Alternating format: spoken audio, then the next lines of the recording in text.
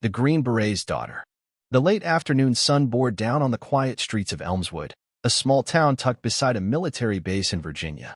The cicadas hummed lazily as 17-year-old Kira Douglas drove her mother's weathered blue Ford down Sycamore Drive. The hum of the engine was comforting, something familiar in a day that felt anything but. Kira gripped the steering wheel a little tighter than usual, her learner's permit tucked in the side pocket of her wallet. Her father's voice echoed in her head, smooth and steady. "Baby girl. Always control the wheel, never let it control you." She exhaled through her nose and checked her mirrors. Everything about her driving was textbook. Turn signals, speed, both hands on the wheel. But she knew this trip wasn't technically legal. She was driving alone. Her mom had been bedridden since coming home from spinal surgery 3 days earlier. The painkillers had run out that morning, and the nearest pharmacy was over 15 minutes away. With her dad just back from an overseas military deployment and having to report to the base immediately after touchdown, it left Kira with no options. So she did what she'd always done when her family needed her. She stepped up. It was supposed to be a 10-minute in-and-out run. Nobody would notice. That was the hope. But fate had other plans. As Kira slowed at a red light, her heart skipped a beat at the flash of red and blue lights in her rearview mirror. Her stomach twisted. "No, no, no," she whispered, panic rising in her chest. She checked her speed, under the limit. Her signal? Perfect. What could this be about? She pulled over, her fingers trembling as she engaged the turn signal. Her mind raced as she remembered the checklist her parents had taught her. Hands on the wheel. Stay respectful. Speak clearly. Don't argue. The door of the patrol cruiser opened, and out stepped a middle-aged officer with graying hair and tired eyes. Officer Brendan Malloy, a 16-year veteran of the Elmswood Police Department, approached with the tired gait of someone nearly done with his shift. His gaze fell on the military family sticker on Kira's rear windshield, common in this town. Still, protocol was protocol. Kira rolled down the window and greeted him. "Good afternoon, officer." Malloy gave a quick glance at her youthful face, then cut to the chase. "License and registration." "My licenses? Well, it's a learner's permit," Kira admitted, reaching for her wallet. As she fumbled nervously with the glove box, her elbow hit the hazard button and the lights blinked briefly. "Sorry," she mumbled. Officer Malloy barely reacted. He glanced at the permit and scowled. "You know this doesn't allow you to drive alone. Where's the licensed adult?" Kira swallowed hard. "My mom can't walk right now.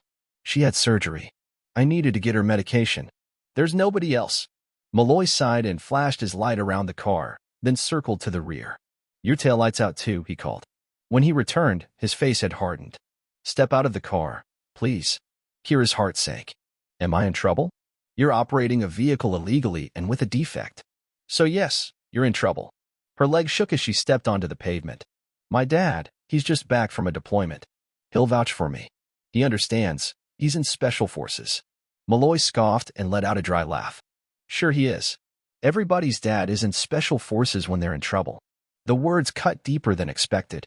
Kira stood silent as cars passed by, some drivers slowing to watch. Malloy returned to his cruiser to run her information. Kira's mind raced. With trembling fingers, she pulled out her phone and texted, "Dad, I need help. Got pulled over. Mom needed her meds. I'm on Sycamore. Please."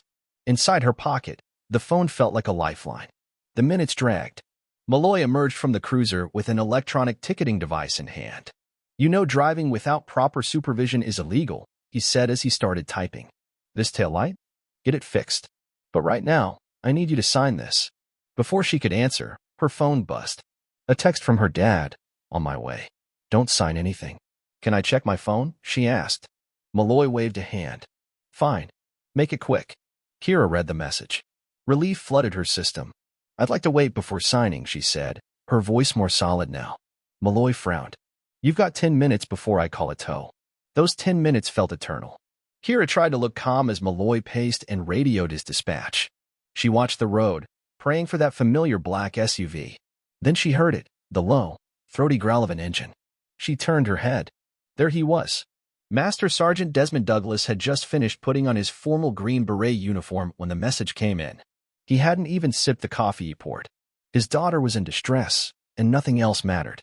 As he stepped out of the SUV and into the sun, his uniform gleamed, combat patches, commendations, the unmistakable Green Beret. He wasn't here to intimidate. He was here as a father. Malloy straightened unconsciously. Military presence had that effect. He nodded toward the approaching figure. That your dad? Kira nodded. Yes, sir. Desmond approached with calm authority. Good afternoon, officer.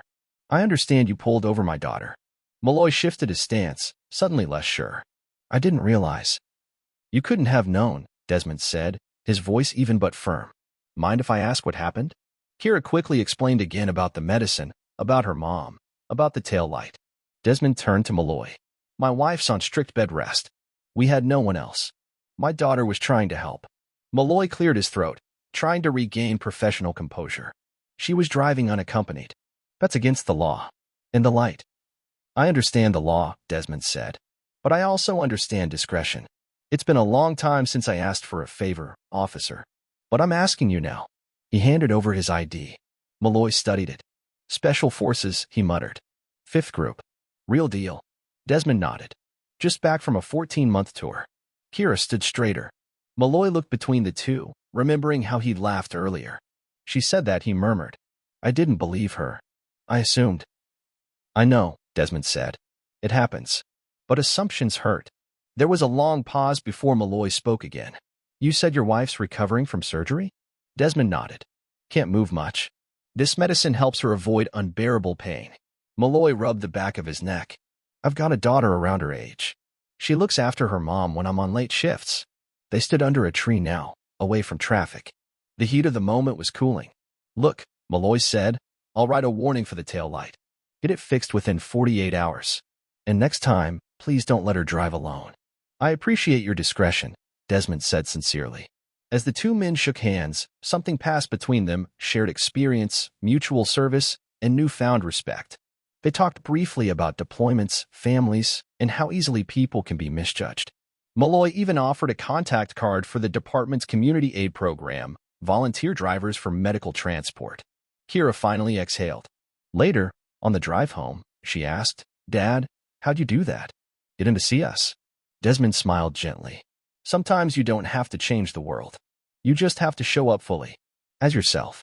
The rest takes care of itself.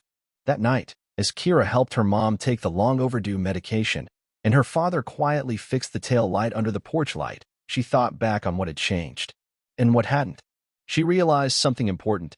Being brave doesn't always mean loud protests or dramatic speeches.